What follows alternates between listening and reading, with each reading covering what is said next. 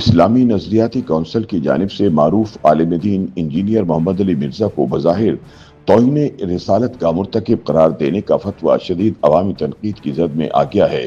عوامی حلقوں کا کہنا ہے کہ اسلامی نظریاتی کونسل کی جانب سے اس طرح کے فتوے اس کونسل کے قیام کے بنیادی مقاصد سے متصادم ہیں۔ یاد رہے کہ اسلامی نظریاتی کونسل نے national cyber crime investigation agency کی جانب سے بھیجے گئے ایک مراسلے پر یہ فتویٰ دیا کہ مذہبی اسکالر انجینئر محمد علی مرزا کے بیانات فساد فی الارض کا باعث بنے ہیں اور وہ بظاہر توہین رسالت کے مرتکب نظر آتے ہیں۔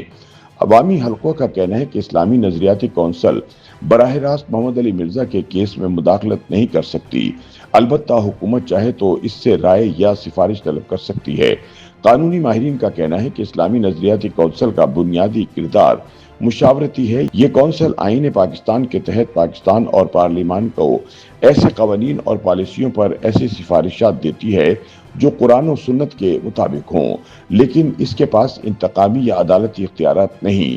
یعنی اگر کسی بھی فرد کا معاملہ قانون یا عدالتی نوعیت کا ہے تو اس میں اسلامی نظریاتی کونسل مداخلت نہیں کر سکتی۔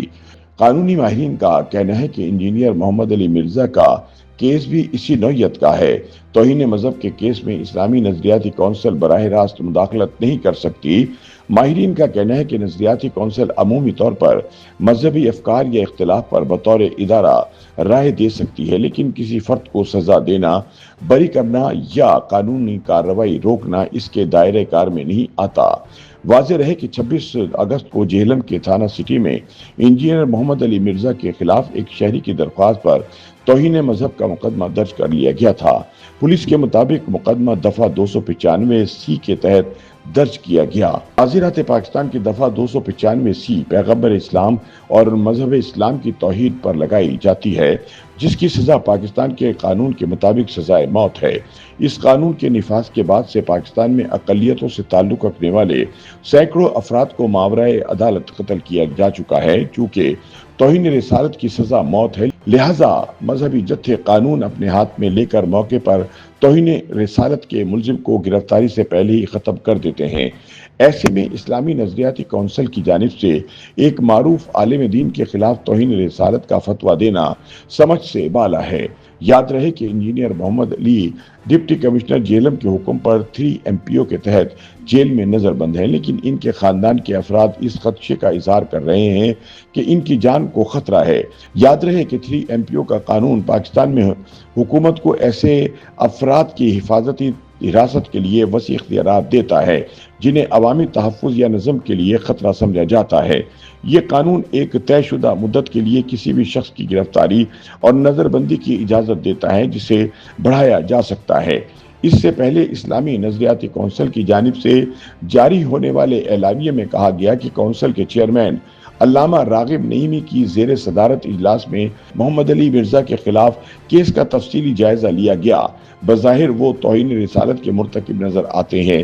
اعلامیے میں کہا گیا کہ محمد علی مرزا کے بیانات پر پاکستان کی مسیحی برادری کو بھی ایک مراسلہ بھیجا جائے گا تاکہ وہ تحریری طور پر واضح کریں کہ محمد علی مرزا نے پیغمبر اسلام سے متعلق جو باتیں کی ہیں کیا ان کی مذہبی کتب کے مطابق ان کی یہ رائے ہے یا نہیں۔ کونسل کے مطابق national cyber crime investigation agency کی جانب سے کونسل کو بھیجا گیا مراسلہ جانبداری کا تاثر دیتا ہے، کیونکہ اس میں مدعی کی طرف سے جمع کرایا گیا تحریری مواد اور فتویٰ شامل نہیں کیے گئے۔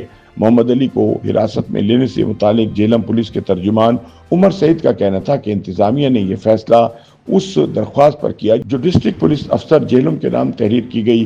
اس درخواست بھی انجینئر محمد علی مرزا کی جانب سے ایک انٹرویو کا حوالہ دیتے ہوئے الزام عائد کیا گیا کہ ان کے کچھ کلمات نے مسلمانوں کے مذہبی جذبات مجروح کیے ہیں۔ درخواست گزار نے اسی بنیاد پر محمد علی مرزا کے خلاف قانونی کارروائی کی استدعا کی تھی۔ Deputy superintendent police Chaudhry Shahbaz Hijra کے مطابق ڈسٹرکٹ جیل میں ان سے ان کے وکلاء اور اہل خانہ کے سوا کوئی اور ملاقات نہیں کر سکتا، کیونکہ یہ ایک حساس مذہبی معاملہ ہے اور انسانی جان کی حفاظت ہمارے لیے سب سے عام ہے۔ انہوں نے بتایا کہ 3 MPO کے تحت نظر بندی پولیس اور ضلعی انتظامیہ کا فوری اقدام تھا۔ انہوں نے کہا تھا کہ متنازع مذہبی بیان کا یہ معاملہ زیر تفتیش ہے محمد علی مرزا کی طرف سے تاحال کسی کو وکیل مقرر نہیں کیا گیا اور نہ ہی فی الوقت ان کے خلاف 3 MPO کے حکم نامے کو چیلنج کیا گیا ہے۔ YouTube پر گوگلی نیوز دیکھنے کے لیے youtube.com کی سرچ بار میں googly news T V type کریں۔ گوگلی نیوز کے پیج پر سرخ رنگ کے سبسکرپشن والے بٹن پر کلک کرنا نہ بھولیے۔ YouTube پیج پر اپلوڈ ہونے والی ویڈیوز سے باخبر رہنے کے لیے بیل آئیکن پر کلک کیجیے۔ آپ کو ہر نئی ویڈیو کے بارے میں نوٹیفیکیشن موصول ہو جائے گا۔